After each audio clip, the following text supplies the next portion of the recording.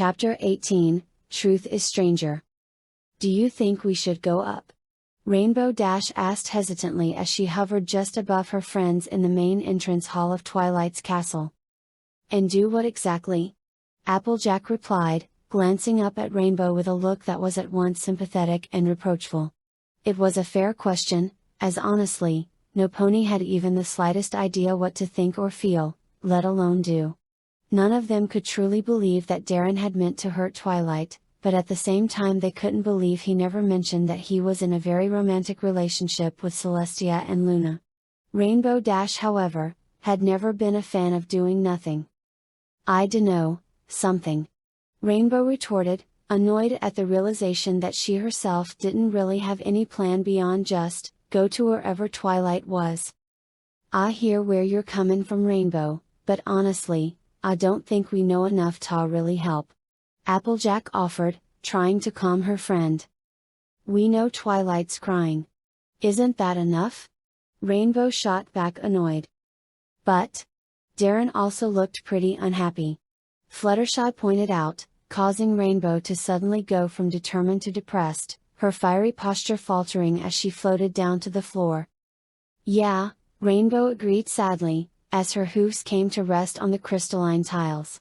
Rainbow had always been a pony who liked things in simple terms, black and white.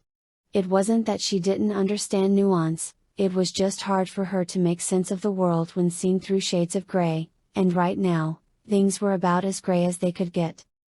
I'm back, came the voice of Shining Armor as he descended the stairs, having just gone to pick Flurry hard up from her nap.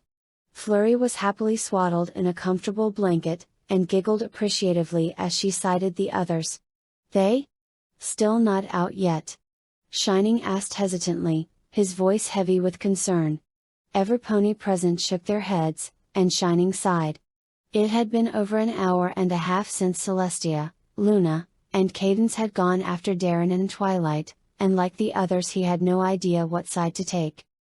The whole situation felt like a contradiction. Darren treated Twilight like she was a goddess, but then he broke her heart. It made no sense, but then it also made little sense that Darren would not tell any pony that he was Celestia and Luna's lover. Had he been leading Twilight on? To what end? Was his whole Mr. Perfect thing just an act? If so, why? Hey Starlight, you seem pretty calm about all this. Don't suppose you know something we don't? Rainbow remarked, focusing every pony's attention on Twilight's protégé. Starlight, who until that point had been lost in thought, abruptly looked up with a start.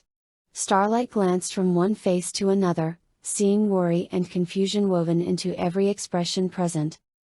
Starlight did know something, including quite a bit more than she ever wanted to about what lurked in the shadows of the multiverse. However, at that moment she was more concerned with what she didn't know.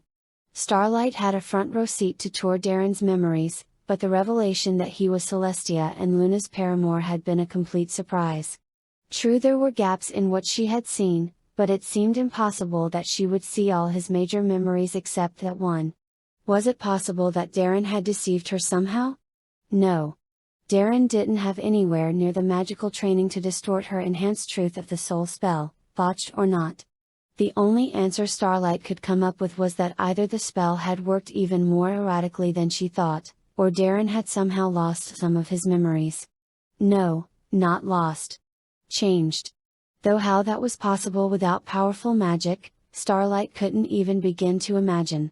Immense mental trauma might account for it, but even then, the memories should have been present. It wasn't like Darren had two brains, so how was it that? Equestria to Starlight Glimmer, you there? Rainbow prodded, reminding Starlight that she had still not answered the question. Starlight shook her head, trying to clear it of the 1,000+ hypotheses and contradictions rattling within it. Starlight hemmed and hawed for a few moments before shaking her head again. Should she tell them what she knew? Technically, I never promised to keep it a secret. Darren never even asked me to, not to mention Darren will probably tell them soon anyway, right? Starlight frowned. Even if that was true, she knew in her heart of hearts they should hear the story from Darren, not her. However, just as Starlight opened her mouth to reply, she was interrupted by the distant sound of a door opening, followed by the steady clicks of hoofsteps and footsteps coming down the hallway. No pony spoke, as they all turned to stare fixedly at the upper landing of the stairs. Even the few moments of waiting felt interminably long, with every pony feeling as though the world balanced on a knife edge. Even Flurry seemed to have grown worried, as she went quiet. The cherubic smile dropping from her features as she too gazed at the stairs' upper landing. After what felt like an eternity, Celestia, Luna, Cadence, Twilight, and Darren, still in his armor, rounded the corner. They wore solemn expressions, and instantly it felt like the tension in the room had been ratcheted up to 11. For several seconds the two groups stared at one another. One group wearing looks of intense anxiety, the other with faces that almost seemed carved out of granite. Surprisingly, or perhaps unsurprisingly depending on your point of view, it was Pinkie Pie who first broke the silence, her voice worried, and far from her usual jubilant self, as she glanced from one unreadable expression to the next. "Well?" she all but demanded, her voice strained. The question hung in the air like a bird in an updraft, ready to either soar to the heavens or drop like a stone. Stepping forward, Celestia addressed the group at the bottom of the stairs, her voice as neutral and unforgiving as her expression. "After lengthy review of Darren's actions, and after consulting with my sister, Princess Mia More Cadenza, and Princess Twilight Sparkle, we have decided." Celestia paused, the silence seeming more deafening than 1,000 dragons roaring at once. Finally Spike couldn't take it anymore. What? What did you decide?" he blurted out, unable to contain his worry, more for his beloved sister/mother than for Darren. "We have decided that Darren." Once more Celestia paused, letting her audience hang briefly till they were on pins and needles before smirking. "Shall be shared jointly among a herd consisting of myself, Luna, and Twilight." For several very long seconds, no pony said a word. "You what?" Shining Armor deadpanned. "Well, considering he would rather end our relationship than break Twilight's heart again, and considering Twilight has agreed to try the idea on at least a trial basis, not to mention how sincerely Darren apologized to Twilight, my sister, and myself, we all agreed it was the best solution to the problem." Luna elaborated, grinning from ear to ear. "What?" Shining repeated, feeling like his entire world had just been turned inside out. "I'm not exactly sure if I want to commit to it yet, and the idea of sharing a cold friend will take some getting used to, but I think we can make it work," Twilight declared with an excited giggle. Shining simply stood with his mouth open as his right eye started to twitch. Descending the stairs, Cadence took Flurry Heart from her husband's immobile hooves, placing a kiss first on Shining's hanging jaw, and then her daughter's cheek, as she added her own assessment. "I know this relationship may seem odd, but I can honestly say that these four are definitely in love." Cadence beamed, as she cradled Flurry in one foreleg.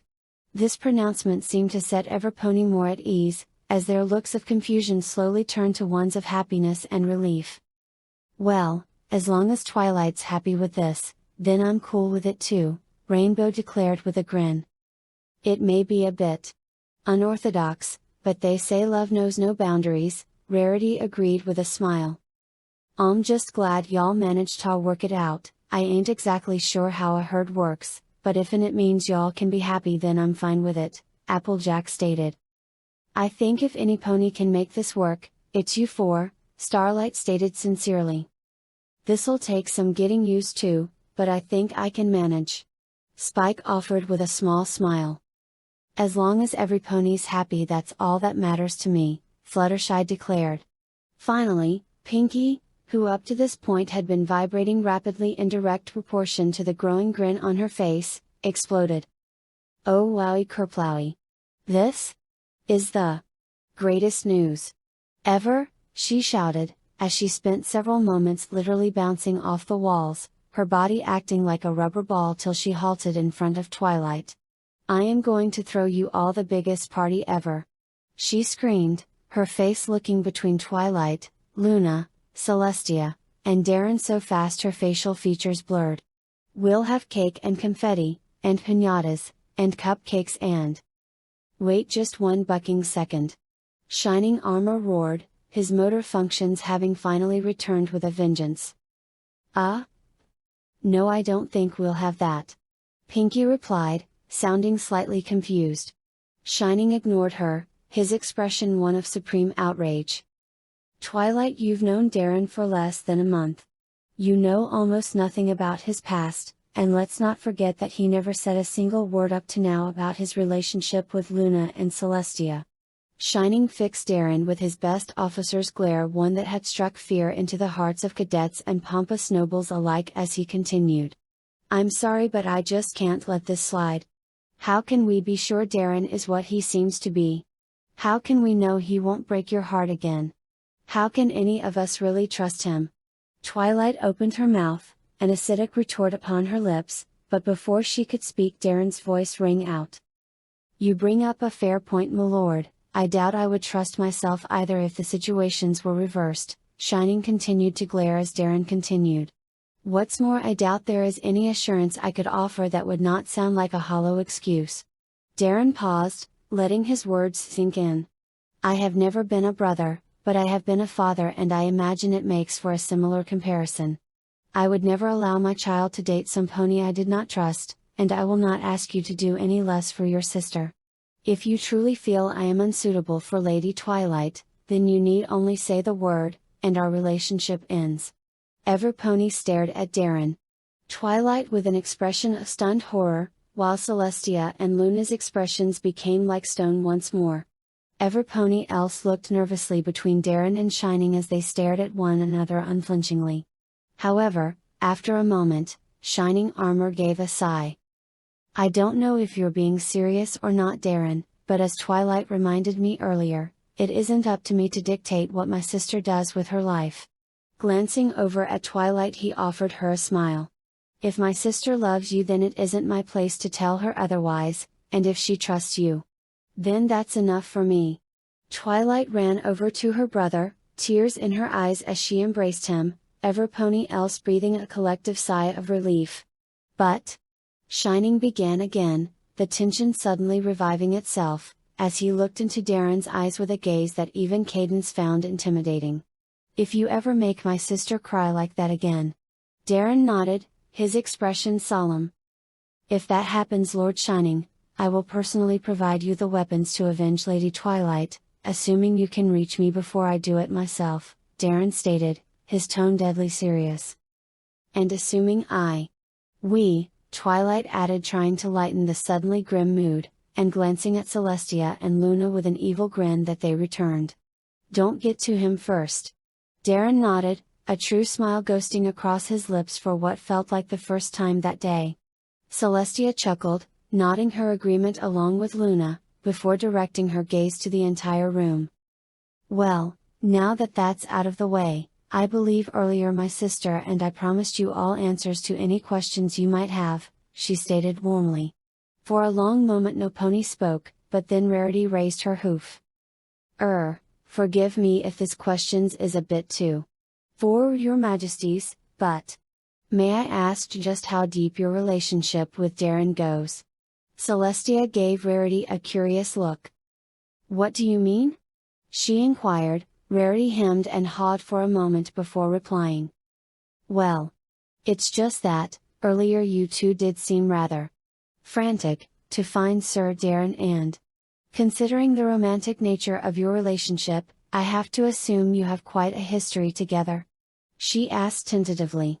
To Everpony's surprise, Celestia and Luna actually looked a little embarrassed, their faces reddening as they replied. Well, yes. In fact, before Darren left, we actually proposed to him. Celestia explained with a small but happy smile. The reaction was instantaneous. What? Shouted 8 ponies at once, as Everpony save for Celestia, Luna, Twilight, and Cadence turned to stare at Darren in disbelief. Celestia and Luna looked slightly surprised. Did you not think it strange that my sister and I have never attempted to date? Luna asked, a note of incredulity in her voice. Everpony hesitated for a moment at that, looking slightly embarrassed. I always figured you were too busy, what with being princesses and all, Spike stated, scratching his head in mild confusion, as most of the ponies around him nodded their heads. Suddenly Rarity's eyes widened. Wait. If Darren is to be your husband, wouldn't that mean? Rarity's eyes became the size of dinner plates as she stared at Darren in wondering awe.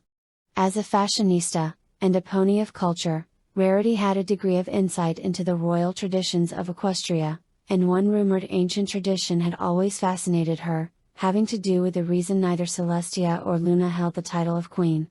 According to several reliable sources among the nobility of Canterlot, the princesses never took the title because, apart from not caring for it, they could not officially possess it until after they had married. Supposedly the tradition had ceased out of simple disuse, but if true it meant Darren was technically far more than just the princess's husband-to-be. Celestia and Luna nodded at Rarity's unfinished comment, each with a wide grin, as Darren looked suddenly uncomfortable. Quite astute, Rarity. Darren Grandel was, and still is, our choice as king of Equestria, Celestia declared proudly. Total silence greeted this pronouncement, as all save the princesses and Darren struggled to process this new information. Rarity opened and shut her mouth a few times as she fought to form words. Her eyes bugging out as she again stared at Darren in awed disbelief. Why you are. I was making clothing for.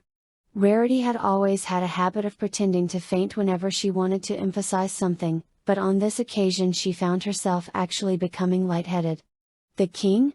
Her garments were being worn by the honest-to-goodness king of Equestria. Applejack also seemed stunned as she stared goggle-eyed at her farm hand, who she had seen not a day before emptying swill into a hog trough. Y'all are. Applejack was even less able to form words than Rarity. Actually having to physically sit down after a few moments, with a slightly dazed expression on her face. However, as Everpony ogled him, Darren began to look distinctly annoyed. Miladies, I may be Seraph Luna and Celestia's betrothed, and Seraph Twilight's cold friend, but I am not your king, nor shall I ever be, he declared, spitting out the word king like a bad taste in his mouth. Please cease staring at me as though I have just grown a second head. I am simply Darren Grundall. If you must have a title you may call me Doomslayer or Guardian, but I will never answer to King or Majesty, or any associated noble nonsense. Rainbow arched an eyebrow, smirking at Darren's display of irritation. But you are the future king, aren't you?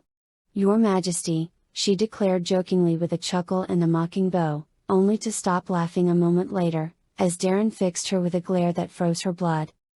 Never. Darren growled, his eyes flashing red for an instant. Call me that again. Swiftly straightening up, Rainbow nodded, struggling to hide the fact that she was suddenly shaking slightly. Apparently it was possible for her to get a rise out of Darren, and Rainbow quietly resolved not to do so again at any point in her lifetime. To answer your question though, Darren continued, still sounding slightly annoyed. Technically I could be considered royalty. Darren spoke the word royalty with the expression, and tone, of some pony who had just bit into a rotten apple. Once we are married. However, my place as guardian is to serve. Never to rule, Darren declared firmly, and for once Rainbow decided not to tease him further. In case you're wondering, we all agreed to postpone the wedding plans until Twilight has decided whether or not she wants to join us. Celestia explained, hoping to move the conversation back to slightly less contentious hoofing. Shining tried his best to conceal his look of relief, as he cleared his throat. Well, that's all well and good, but what I think Rarity was asking, was where Darren here even came from, how long was he here, and if you were lovers. Shining struggled not to cringe at the word lovers as he continued. Why did he suddenly leave? For an instant following Shining Armor's question Darren looked distinctly uneasy, before glancing at Celestia and Luna as if waiting for something. Darren. Tell us, Celestia began, meeting his gaze with a look of real worry in her eyes. Did you find a way to stop them? She asked, and to her and Luna's visible relief, Darren nodded. Opening the satchel Rarity had made for him, and which he perpetually carried, he reached inside. "I did indeed, my lady. Behold, the crucible." Pulling the object from the satchel, the crucible's appearance was met with an audible intake of breath, its disturbing appearance making clear its dark nature. This device was used to control a powerful mystical engine called the Well of Souls. Using the crucible, I destroyed the well, trapping its power within the artifact. Without it, they are unable to summon their World Eater portals with the ease they once could. In addition, their remaining leaders lie dead, and shall never be able to return. Darren's words were met with a solemn nod from both Luna and Celestia, while everyone else stared at the object in Darren's outstretched hand with varying degrees of disgust. It looked similar to the handle of a sword, but instead of metal, it looked to be forged from flesh and bone, save for a pair of glowing red-orange stones set into what could tentatively be referred to as the pommel and hilt, the former of which was made up of what appeared to be a vaguely humanoid fanged skull. It seemed to exude an aura of wrongness, like it was an object that reality itself seemed to loathe and despise. A halo of charnel red light seemed to hang about the object, but no pony could say for certain it wasn't a trick of the eye. Celestia and Luna looked at the item with naked revulsion. Such power! And such evil! Celestia breathed out, as Luna shuddered. Darren nodded. "I would have destroyed it, but I was uncertain if the energy would dissipate, or return to the well. I dare not destroy it even now, for if the energies within were to escape and find a host." Darren trailed off, as Celestia and Luna nodded. However, suddenly they looked once more to Darren, their expressions becoming pained. What of the others? What of Jack, Kawi, Yomi, Baraghar, and Anaka? Celestia asked, her tone subdued, as if she was bracing for an answer she already knew was coming, yet dreaded to hear. Darren shook his head, his expression one of sorrow.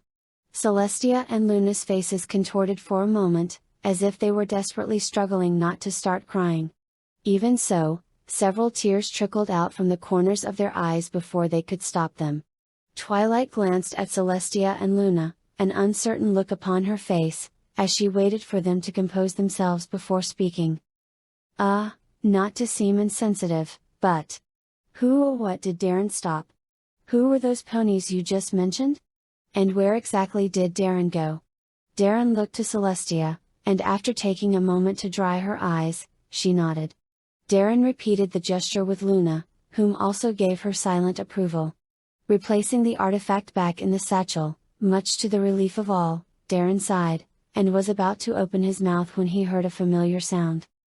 A steadily rising cry of warning echoed from outside and above the castle's main entrance, in a familiar voice. Moving like lightning, Darren was just barely able to catch Derpy as she careened through the castle's open door. Her momentum was not quite as great as the last time this had happened, so Darren was able to simply catch her as he would a sack of grain. However, this meant that Derpy was now held in the slightly awkward manner of a bride being carried up to the honeymoon suite on her wedding night. This impression was not helped when Derpy placed her front hooves around Darren's neck for support, positioning her face only a few inches from his. "Hey, Mr. Darren." Derpy greeted cheerfully, apparently oblivious to the rather compromising position she was in. Had this happened not 24 hours ago, Darren would have been blissfully unaware of how this looked himself, but now was painfully prescient of how it might be taken. This was not helped by Celestia's next comment. My, Darren, aren't you the popular one?" She teased, glad for a way to break the melancholy of the previous few minutes and mute the painful news she had just received. Before Darren could respond, Luna chimed in as well, motivated by a similar desire to her sisters. "Kiss her, you fool!" This drew several astonished glances, and a loud snigger from Rainbow Dash. Swiftly sensing her comment may not have been perceived as intended, Luna explained with a sheepish expression. "Something I read in a novel, was it not humorous?" Luna asked awkwardly. Celestia and Twilight just smiled. "It was sister, though not perhaps in the way you meant it to be," Celestia stated with a chortle. The comment also seemed to have clued Derpy in, as she was now blushing. "Mr. Darren, you're really nice and all, but I think we should just be friends, she said, clearly trying to be gentle. Darren couldn't help but laugh. Well, as karmic punishments go, I would say this is far from the worst I could suffer. He thought to himself, feeling his previous embarrassment drain away as he placed Derpy on the ground. Simultaneously, he came up with a way to turn the tables on Celestia and Luna, and maybe lighten the mood a bit further. Gently taking hold of Derpy's right hoof, Darren assumed a suitably distraught pose. Alas for me, my fairest Derpy doth not return mine affections. O cruel fate, that I shall be condemned forevermore to gaze upon her from afar, never to know the touch of her silken lips. However, though mine heart may be wounded, I take solace in the fact that I have not been fully cast from my beloved maiden's sight, and that she in her magnanimity hath stated that I might walk beside her in life regardless. Here Darren made a sweeping bow as he lifted Derpy's hoof to place a feather-light kiss on her fetlock. I shall accept my maiden's generous offer, and though I may never know her embrace, I shall gladly settle for her words and thoughts. Derpy stared at Darren with a slightly bewildered expression, as every pony else, lay on the floor paralyzed with laughter at his performance, the emotional trial of the last few hours seemingly reset by the absurdity of Darren's theatrics. No pony could deny they needed the reprieve, save for Derpy, who was still trying to process the situation. What? Derpy asked, uncertain if Darren was even speaking Pawnish anymore. I am quite content with being friends, m'lady. Darren clarified. Truth be told, as much as he adored Derpy, he had never been attracted to her. Oh phew, Derpy exclaimed. Because Twilight really likes you, and I'm not really interested in you that way. Sorry. Darren smiled unsurprised. Derpy had once told him during one of their brief chats, that she had been in a less than pleasant relationship, that had ended with her as a single mom. Darren had not pressed for details, but had casually asked for a very exact description of the stallion in question, and added the description to his long-term mental to-do list, a list that, had it been physical, would have included a rather large number of names crossed off with red ink. Derpy had confided that while she hoped to try again someday for a relationship, she still wasn't quite ready. It was a shame in a way, because Derpy was an amazing mom, incredibly sweet, and some pony you couldn't help but like. Suddenly Darren snapped his fingers, as he recalled something else about the grey mailmare. Lady Derpy, may I impose upon you for a favor? He asked. I guess that depends on what you need. Derpy replied. Darren sighed as he noted the full mailbag around Derpy's neck. This was going to take some convincing. Well, as it happens, we are in dire need of a full sitter, specifically for Miss Flurry Hart. It is a bit of an emergency, and I know you occasionally full sit on the side, so I was hoping you might consent to taking the day off. I can promise you at least 30 bits an hour. Darren cringed internally as he spoke, asking Derpy to simply abandon her job right in the middle of it just so he could play storyteller, wasn't just a big favor, it was a huge favor. Derpy glanced down at her mailbag and bit her lower lip. I'd like to, Mr. Darren, but I gotta make the rounds, you know? She replied, her tone apologetic. Darren nodded in understanding. He knew he was asking for more than was reasonable. Derpy was well within her rights too. I think I might be able to help with that. Came a motherly yet playful voice, as Celestia moved to stand at Darren's side. Derpy's eyes went wide as she suddenly recalled just who Celestia was. Your Majesty. Derpy squeaked, hastily attempting to bow. However, the effort was foiled by the strap of her mailbag, and she let out a cry as she tripped, only to be caught in a golden levitation field. No need for formality, miss. Hooves, I'm not here on official business, so just treat me like any other pony. Derpy nodded as the solar princess set her back on her hooves, and Darren smiled. That was Celestia for you, never one to put on airs. He recalled in ages past how much she had hated it when ponies, including him on more than one occasion, fussed over her. And how much she had detested many of the rules of her station concerning formality and speech. Her humility was one of the many things he loved about her. Now, as Darren watched, Celestia levitated the entire contents of Derpy's mailbag into the air. Directing them to orbit her with but a thought, the letters forming a giant cylinder of paper rectangles and small brown parcels around her, as she read every address at a speed no mortal could ever hope to match. Before teleporting them all away in a flash of golden light. "There," she announced happily. "All done. Now Miss Hooves, do you think you can help us, please?" Celestia asked with a smile. Derpy nodded enthusiastically. "Of course I mean, Celestia." Derpy replied with a grin. Getting Derpy settled in with Flurry Heart only took a few minutes, mostly dedicated to simply telling her where to find what she needed for feeding and entertaining the young alicorn. Soon enough, Darren and the others were standing outside the castle, waiting for Cadence in shining armor to say their goodbyes to their daughter, with several of those present looking curiously at Darren. "So, why exactly did we need Derpy to foals at Mr. Grandel?" asked Fluttershy gently. Darren seemed only half to hear her as he glanced out over Ponyville with a strange look in his eye. "Because we are headed into the Everfree Forest, there is something there you all need to see," Darren explained, and to those present he sounded suddenly much older. "Flurry? Well, apart from the dangers of the forest, what you will see when we get there is not for the eyes of children." At this admission, several members of the group glanced at each other in mild uncertainty. "So, what will we see when we get there?" asked Pinkie Pie, suddenly feeling oddly worried. Darren barely seemed to notice her question as they were joined by Cadence and Shining. "Okay, ready to go.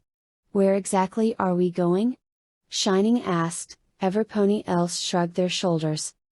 "We make for the Everfree Forest. I will explain more as we travel. First I must relate to you a story I recently told Lady Twilight, about the Seraphim. They started out at a brisk walk, heading on a path that went along the outskirts of Ponyville, and toward the Everfree, avoiding the hustle and bustle of the town proper. Darren stayed at the group's head, moving like he was in a trance.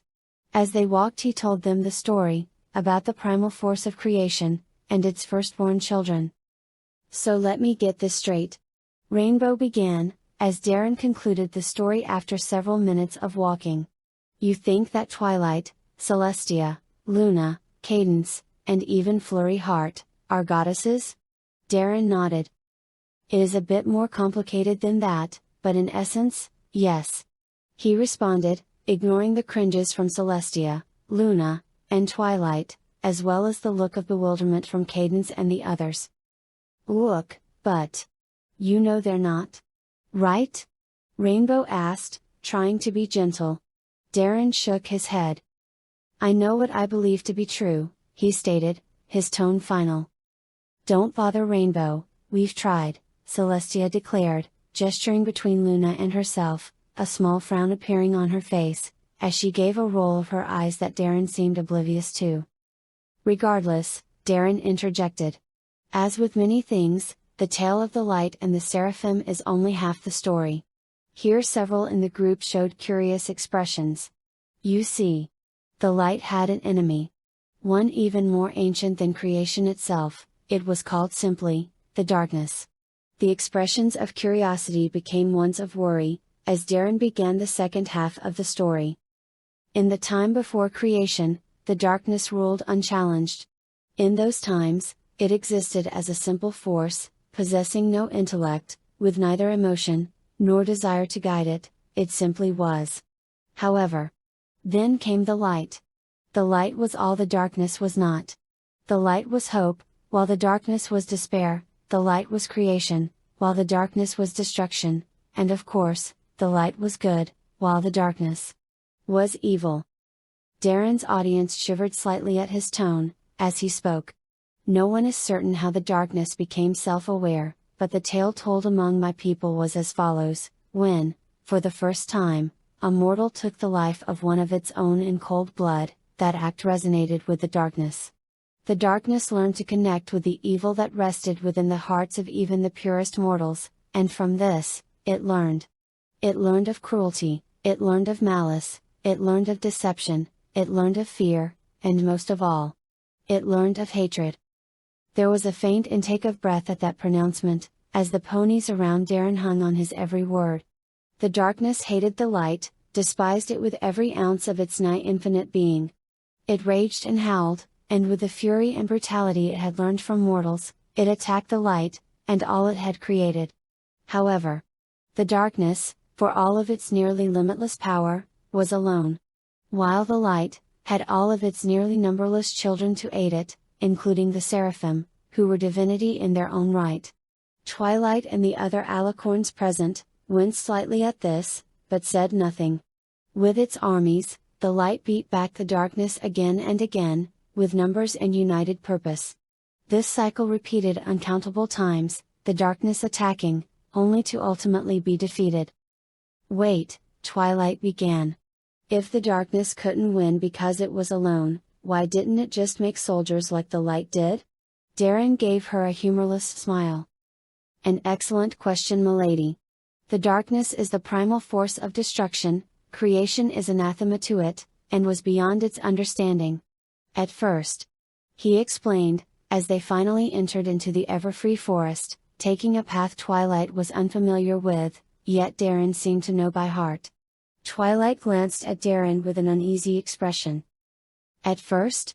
She asked, a hint of worry in her voice. Darren nodded. No one knows exactly how or when, but at some point the darkness's hatred became so great, that it came to rebel against its very nature, and in that moment of rebellion, it committed a blaspheme against itself.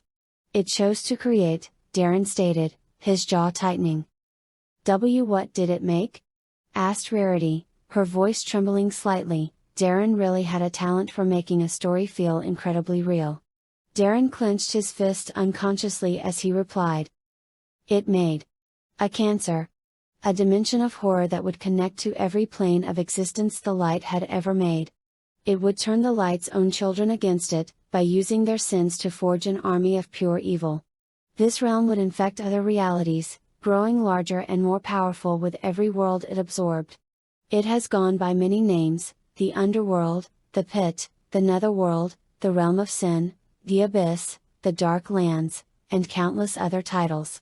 But the name it is best known by, and the name that was said to have been given by the darkness itself, is Hell. At the utterance of the name, Darren's audience let out an audible gasp. Something about that name resonated within them, calling to something deep inside the core of their beings. They did not know why, but that dread name, that they could not recall having ever heard in their lives, filled them with fear. Darren continued the story as if on autopilot. Hell is connected to the souls of every form of mortal life. Whenever a sin is committed, whenever a truly evil act is willingly carried out, it is clad in flesh and emerges in hell as a monstrous form of life. These creatures are purely evil, utterly incapable of understanding things like compassion, mercy, or any other form of positive emotion. They exist only to kill, corrupt, and spread chaos, and concepts like hope or love are utterly alien to them. They too have had many names: the unborn, the corrupted, the dreadkin, the fallen, devils, chaos spawn, and infinitely varied other titles, but their most infamous name is demon.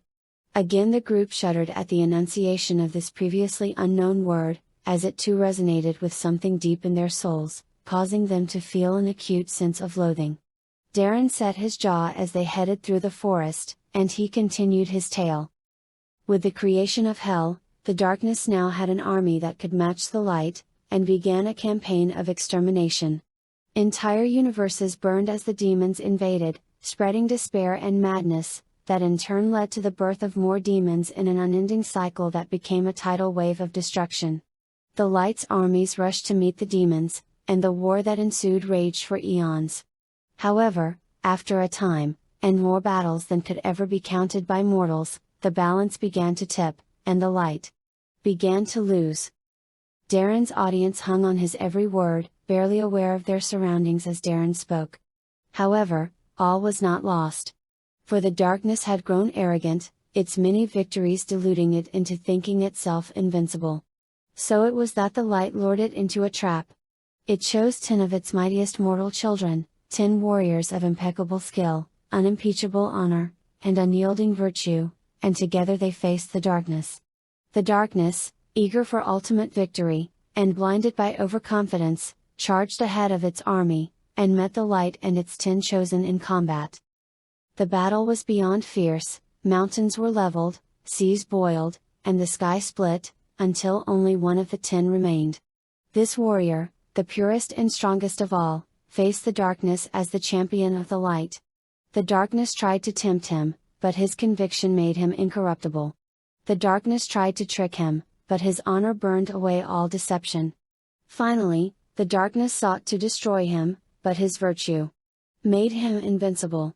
And the darkness, alone before this ultimate warrior, was struck down. Burned by virtue, cleaved by truth, and crushed by conviction, the darkness fled. As for the demons, at the sight of their supposedly omnipotent God, gravely wounded, and howling in terror, they broke in a rout. None dared to challenge the wrath of the warrior who had brought low their vile maker, and so they ran back to hell in defeat. "Whoa!" Rainbow remarked. "So what happened next?" Twilight asked, eager to hear the end of the story. Darren looked oddly contemplative. "The darkness was never seen again, badly wounded, and running from the light's champion, it fled beyond the bounds of creation, to the safety of the void beyond dimensions. Meanwhile, the light, sacrificing the lion's share of its power, placed a barrier around hell, trapping the demons within. Thus has it been, that neither the light, nor the darkness, has been seen in physical form since," Darren concluded. Twilight however gave Darren a questioning look. "Wait, how does this story relate to you?" she asked. Darren sighed. "The barrier the light placed around hell is not perfect, there are ways around it. Over the ages, the demons learned that while it is virtually impossible to open a portal to another world from their side, others can create a portal to them from outside," he explained. Rainbow balked. "Oh come on, who'd be stupid enough to pull something like that?" she asked with a laugh. Darren frowned. "Even without their vile creator, hell has immense power, and often offers that power to the foolish and corrupt. Promising everything from the death of an enemy to the resurrection of a loved one, in exchange for assistance. What's worse, hell is all too willing to honor its bargains, though the rewards granted are inevitably twisted. For example, an offer of immortality might mean becoming a demon of great power who shall never age, or it might mean having your soul consumed by hell to live forever as a screaming tormented soul, bound eternally to the living substance of hell's landscape. However, regardless of what is promised, the end result is always the same: hell attempts to consume the world of whomever contacts them. Still, despite the madness of doing so, there are numberless individuals who are willing to bargain with hell. I'm sure you can think of at least a few beings deranged enough to consider such a deal," Darren stated. Rainbow nodded slowly, as she thought of Tyrk, Sombra, and Chrysalis. "Again though, what does that have to do with you?" Twilight asked. Darren shook his head, his face a grim unmoving mask. "You recall when first we met, that I told you my homeworld had been lost, correct?" Darren asked, his voice low. "Yes," Twilight replied, a horrible suspicion forming in the back of her mind. "Now, consider what I just said, pertaining to what hell does to the world of any being ignorant enough to attempt a deal with them." Twilight's eyes widened in horror. Oh no," she whispered, unable to find the words, as Darren explained fully. "Nearly 1200 years ago, the king of my country opened a gate for the demons. In a mere day, my homeworld of Dnua was pulled into hell. And utterly destroyed," he stated, his tone as cold as the grave. Every pony stopped moving for a moment as they stared at Darren. "Darren," Twilight began before trailing off, her eyes brimming with tears, unable to say any more. Celestia and Luna had told her that Darren had experienced terrible hardship, but this was beyond even her worst imaginings. It reminded her of an alternate future she had once seen, in which Equestria had been reduced to a lifeless wasteland by a vengeful starlight's time manipulation spell. For her the experience had been momentary, and dulled ever so slightly by the knowledge that it was not yet written in stone. But Darren, he had seen his world die, had been there to experience every moment of its end, and for him, There was no chance of fixing it. What words could she, as a friend or lover, ever give to assuage such pain? All she could do was shed silent tears for all Darren had lost, as they continued on their way. Your whole planet? Shining Armor asked, his tone one of stunned horror. Darren nodded, as for an instant he stared straight ahead, as if seeing a different world. Yes. He replied, his voice distant. How did you survive? Shining asked, unable to imagine how it was possible. Darren shook his head, as he pushed aside a low-hanging branch, revealing a small clearing. That is what I brought you here to explain, my lord, Darren stated, ushering them all into the clearing. Wiping the tears from her eyes as best she could, Twilight examined their destination. The clearing was small, only about 40 feet across, and roughly circular. Lush green grass and wildflowers grew in the sunlight, swaying as a slight breeze disturbed them. In the exact center of the clearing, towering almost as tall as the surrounding trees, was a massive oblong boulder. Its craggy surface covered with moss and lichen, and with various wildflowers clustered around its base. The clearing was oddly serene, as if the Everfree considered it hallowed ground. What is this place? Twilight asked. Darren did not reply to her question, instead looking at Celestia and Luna. At your leisure, my ladies, Darren stated softly. Celestia and Luna nodded, as their horns began to glow. Swirls of midnight blue and golden yellow energy coiled around the boulder. As if seen through waves of intense heat, the scene began to shimmer. The distortion becoming ever greater, until at last there was a sound like shattering glass. Every pony present, save Celestia, Luna, and Darren, gasped in shock at what the dispelling of the illusion revealed. Towering over them was a massive, perfectly circular stone tablet, that looked seemingly unaffected by the passage of time. Faintly glowing runes that even Twilight had never seen before, were engraved along the outer edge of its unweathered surface, pulsing softly with a faint blue light. In the center, was a carved image of a human warrior in the armor of a knight. The knight's head was bowed, kneeling on one knee. One hand rested upon the hilt of a sword that was thrust into the ground beside him, while the other was placed across his chest, his clenched fist over his heart, mimicking the strange formal bow Darren had given to Twilight and Cadence. And there, carved above the knight's head, was the ancient symbol of the two sister alicorns, from long before the time of Luna's banishment. Depicting Celestia and Luna chasing after each other, the sun and moon beneath them forming a pair of interlocking teardrops, and engraved upon it all, were these words. We shall be thy finest warriors. We men who give of ourselves to thee. In great armor you have clad us. And with the mightiest weapons we have been armed. We shall bring such tactics, strategies, and abilities, that no foe shall defeat us in battle. We are thy bulwark against terror. We are the guardians of Equestria. We are thy doomed marines. And we shall know no fear. As they looked upon these words, those present felt as though an immense weight was pressing down upon them. It felt as if some tremendous power was emanating from the monument, ancient and terrible. Yet for all that intimidating weight, the power did not feel evil, merely stern and unyielding. Then after a moment, the feeling seemed to change, to one akin to being in the arms of a parent, a sense of fierce loving protection that seemed to suffuse the air around them. It knows. It knows we aren't evil. The thought entered Twilight's head unbidden, and she found herself unable to dismiss it, despite knowing the stone couldn't possibly be alive or aware. What? What is this? Twilight asked, in a voice filled with wonder. And more than a little fear. To Twilight's surprise, it was Celestia who answered. Touch the stone. And you will see. Twilight and her friends glanced at Celestia, Luna, and Darren hoping for more information, but all simply stared at the stone as though lost in a trance. Slowly Twilight walked toward the stone, her friends moving to join her. Now that she was closer, Twilight could sense the overwhelming magic pulsing within the stone. It was an enchantment of a kind she had never read or even heard about, on a scale she would never have dreamed possible. The magic was old, and it made the hairs of her coat stand on end. As she raised her hoof, Twilight sensed something beyond the enchantment, some power far stronger than anything she had ever experienced. It felt vaguely similar to the elements of harmony, but far more intense, and so much more terrible. For an instant, Twilight imagined a volcano on the verge of eruption.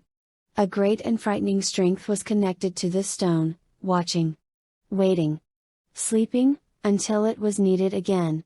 Glancing up, Twilight almost felt compelled to ask the image of the kneeling knight for permission to enter, momentarily fearful of what might happen should she touch the stone uninvited.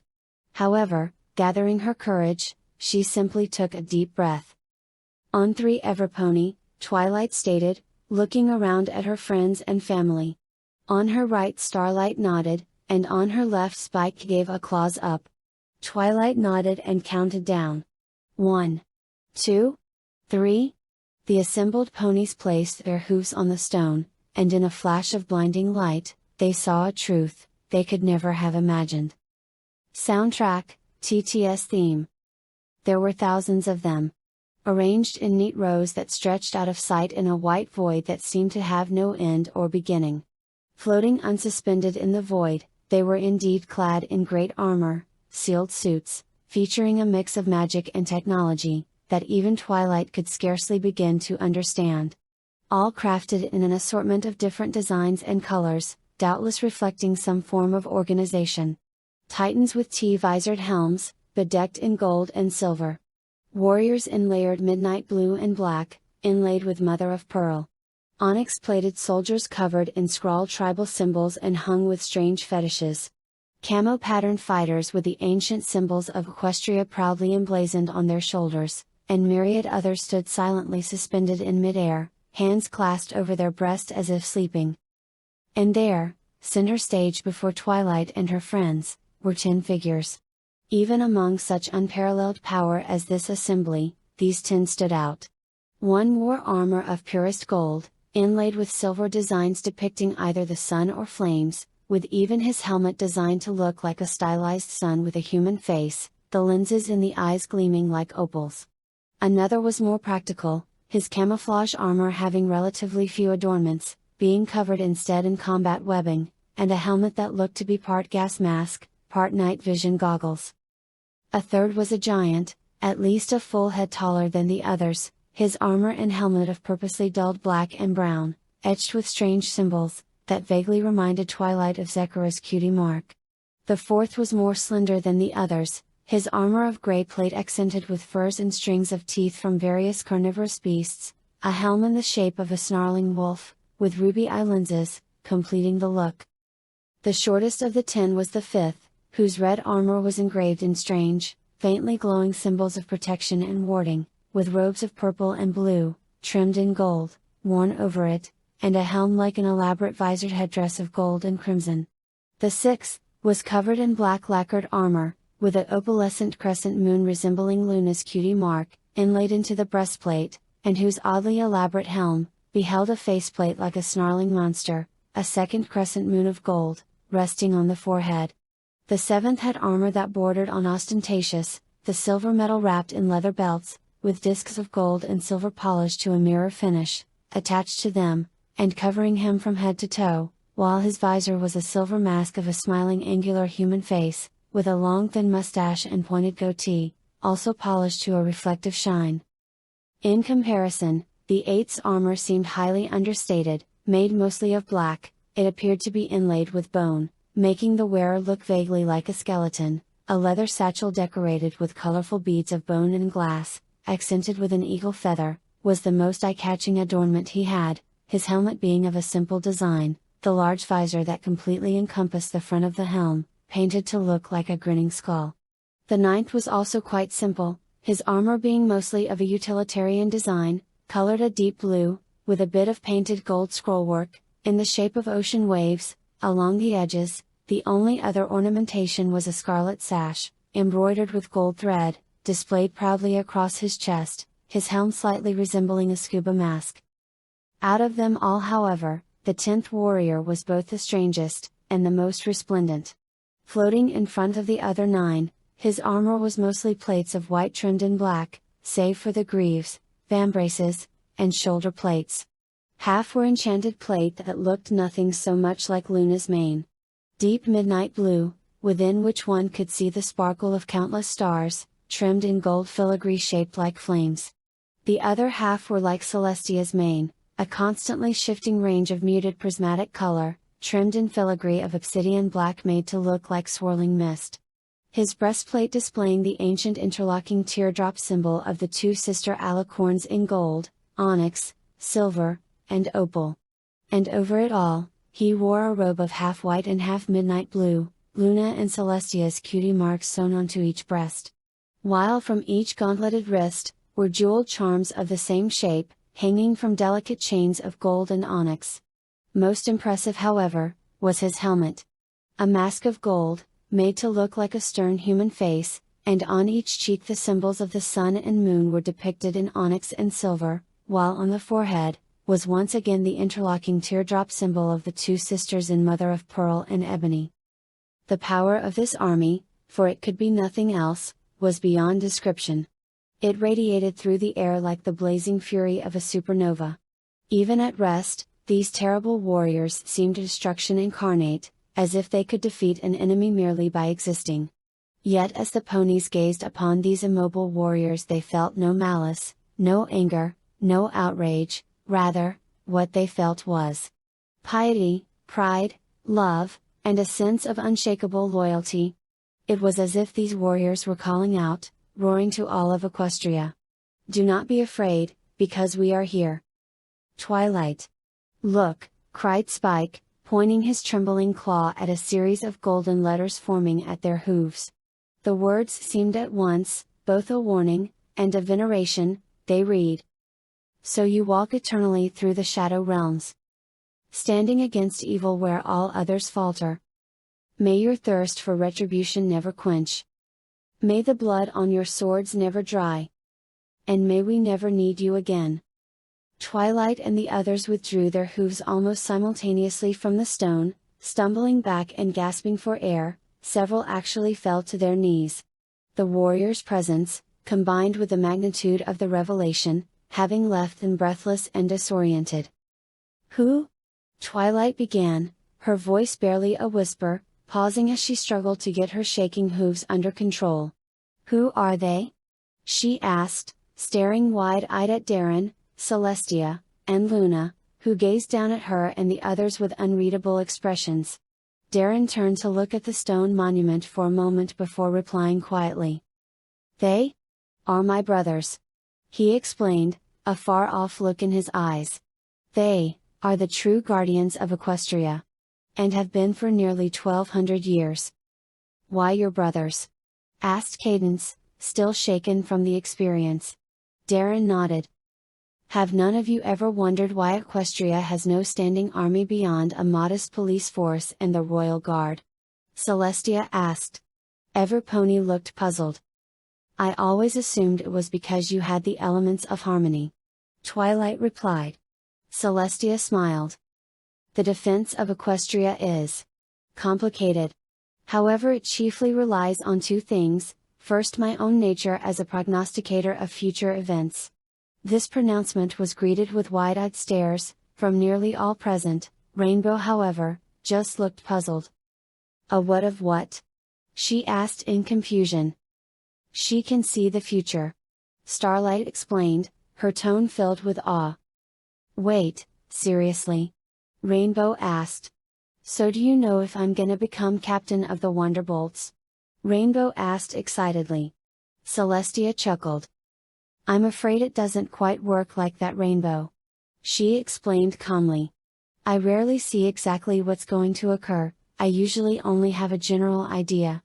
Though on occasion I have received direct visions, typically it works in far more subtle ways, like I meet some pony and have a sudden urge to say something to them, or help them in some way. Like with Twilight, the instant I met her I knew she was some pony special, and that I needed to prepare her as best I could for her future. I had a sense that Twilight would help my sister and be vitally important to the future of Equestria, but I didn't know the exact hows and whys. I got the same sense when I met all of you. Darren nodded as he spoke up. Imagine, if you will, that the future is a pound of hemp, being made into a rope. The finished rope is the past, the point the strands of hemp are being woven at is the present, and the unwoven threads are the myriad possible futures. Lady Celestia has the instinctive ability to nudge the threads in such a way that the strongest possible rope is produced, influencing events so that ponies of import are exactly where they need to be to allow the most positive course of events. Darren explained. Wait. So is that how you knew to send me to Ponyville when you did? Or when you knew to send me all the friendship letters I had written you so we could beat Discord? Or how you knew to send me to the Crystal Empire to stop King Sombra? Twilight asked incredulously. Yes, Twilight, but it was you and your friends' own hard work, kind hearts, and ingenuity that made it work. I just helped put you where you needed to be, and gave you the occasional bit of advice, but the rest was entirely you and your friends' doing. Twilight nodded, feeling a fair amount of pride at her former teacher's praise. Wait. So then, Darren's brothers. Shining chimed in, his eyes widening as he connected the dots. Darren nodded. We are the last line of defense. Only ever to be awakened in times of supreme need, and only at the behest of Lady Celestia and Luna, or a representative chosen by them. He explained. So. Why hide them? Why keep them in suspended animation? Why are they never mentioned in the history of Equestria? Twilight asked, still struggling to keep from being overwhelmed by the enormity of all this. Darren hesitated for a moment before answering, as if considering a difficult decision. To truly understand, you must first see how this all came to be. Darren turned, giving Celestia and Luna a look of solemn resolve. Miladies, I wish you to perform the Proetora Anima spell. At this request Celestia and Luna instantly balked, looking stunned, and then horrified. You don't need to go that far, Darren. A verbal Celestia was cut off by Darren's upraised hand. With respect, my lady, simply telling is not enough. They need to see to truly understand. Luna shook her head. My love, please, my sister is correct, you do not need to put yourself through that. She pleaded, her eyes filled with worry. What is this spell? It sounds vaguely familiar. Starlight interjected. Soul projection, it lets a willing subject show others their memories, projecting them as an illusion. Celestia explained. Instantly Starlight realized where she had heard of it before, it had been listed in the same book as the spell she had modified to invade Darren's mind. Suddenly Starlight found herself glad that she hadn't recognized the spell immediately, as she might have accidentally revealed her recent, ill-conceived use of magic on Darren, in front of all three of his, extremely powerful, mere friends. Starlight suppressed a shudder at that thought. So. What's so bad about that? Rainbow asked. Sounds pretty cool to me. Luna shook her head. The subject relives the memories very intensely, and what Darren intends to show you it. She was cut short by Darren's voice. Lulu. He began, using the nickname that he alone could call her by, and that even now made her blush. They must have answers, more than that, they deserve answers. Please. Permit me to do this. Luna looked like she still wanted to argue, but after a moment's pause, she nodded. Very well, but please, don't push yourself, she agreed, her apprehension still clearly present in her voice. Darren nodded. Darren. Celestia trailed off, before shaking her head in resignation as Darren walked to sit cross-legged before the stone monument at the center of the clearing. A moment later she and Luna took up positions at either side of him, as their audience watched nervously. Darren inhaled deeply before slowly exhaling, mentally preparing himself for what he knew was coming. Twilight opened her mouth, but was unsure of what to say as Celestia and Luna began charging their horns with energy, worry still written across their faces. Darren gave them a reassuring smile. Every journey, be it toward damnation or salvation, begins with a single step. Darren began, Celestia and Luna's horns glowing ever more intensely with every moment. For me, that step was taken nearly 1200 years ago. The hum of building mystical energy could be heard clearly now, as the air seemed to vibrate as a ball of radiant light formed above Darren's head. on the day that my homeworld fell. The last word was punctuated by a blinding flash as the ball exploded, all other light and sound blotted from existence.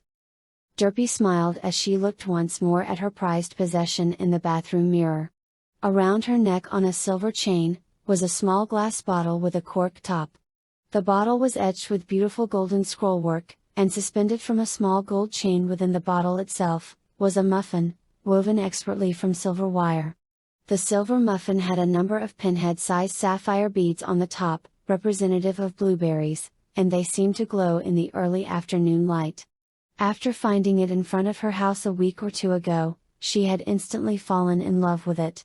As soon as the silver chain was fastened around her neck, she vowed never to take it off ever, wearing it every day and even at night and in the shower. She used to wonder why no pony ever commented on her lovely new accessory, but then decided she didn't care. She also used to wonder why the necklace always felt slightly warm to the touch, or why it never broke when she lay on it at night, or why on occasion she could swear it felt heavier than it should. However, she stopped caring about all those things too, almost as fast as she thought about them. She had an amazing necklace that she loved, what more did she need to know? Now as she admired herself in one of Twilight's mirrors, she had a new thought. I should go check on Flurry. For an instant this thought struck Derpy as odd. She just put Flurry down for a nap 5 minutes ago, why would she need to check on her? However, just as soon as she questioned the idea, she decided it was a good one. You could never be too careful after all, not to mention Darren and the princesses were counting on her. Heading up the stairs, Derpy was scarcely aware of the journey as she moved down the hall. As she opened the door to the room Flurry shared with her mother and father, Derpy felt a faint tinge of elation she could not understand. Walking up to the crib and peering down at the sleeping foal, Derpy smiled. However, to any pony who knew Derpy, the smile would have looked distinctly wrong. It was less a grin of contentment than a smirk of gleeful triumph, alien indeed considering the circumstances. For several minutes Derpy stared down at Flurry with that faintly sinister smile, unaware of her own odd expression. I should pick her up. Derpy shook her head, that thought felt wrong, somehow. Why? She's asleep, I don't want to wake her. Derpy's forelegs trembled as she consciously restrained herself from reaching into the crib. But she looks so cute. I want to snuggle her. Again Derpy shook her head. No, I need to let her sleep. Derpy thought firmly to herself, as her legs trembled again, this time more violently. Pick up Flurry. The inner voice commanded angrily, suddenly sounding far less like the voice of the pony whose head it echoed in. Derpy's eyes widened in shock as she slowly stood on her hind legs, and began reaching into the crib. No. Derpy had meant to shout the word, but to her horror it came out only as a strangled whisper. Panic began to overwhelm her, as her body now refused to follow her conscious instructions. She tried to scream, and was horrified when the voice of a mare she did not recognize echoed in her mind. The voice was cold, cruel, and brimming with sadistic glee. Now, none of that, you wouldn't want to wake the baby, would you? The voice asked, before the sound of insane laughter filled Derpy's head. Derpy could not even attempt a reply, as she felt her mind become completely disconnected from her body, rendering her a passive observer to the events unfolding before her eyes. Gently, the thing inhabiting Derpy's body lifted Flurry from her crib, swaddling her in a blanket as it turned to head for the door. Derpy screamed and hollered inside her head, desperately trying to stop what was happening. You've been such a tremendous help, Derpy, really. You acting as my unwitting spy has been more helpful than you can imagine. The voice was jubilant as it mocked Derpy inside her own head. To think, because of you, not only will I be able to take the daughter of two of my most hated enemies, but by this time tomorrow, I'll also have forced the rest to watch as the stallion they love dies right in front of them. Truly, I can't thank you enough. As the body of Derpy Hooves walked out the castle door, a single tear fell from its right eye, the only visible testimony to the anguished mind held hostage within. Now, let's go make one last delivery, shall we? Deep within her mind, Derpy Hooves screamed.